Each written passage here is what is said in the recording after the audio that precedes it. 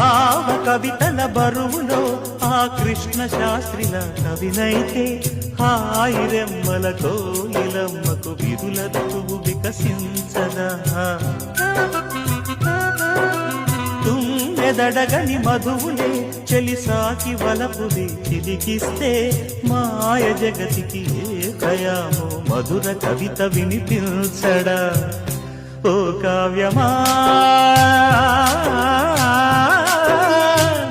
నీ తోటలో నవరస పోషణి గాలిగా నవ్విన పూలే మాలగా పూజకే సాధ్యమా తెలుపుమా అందమా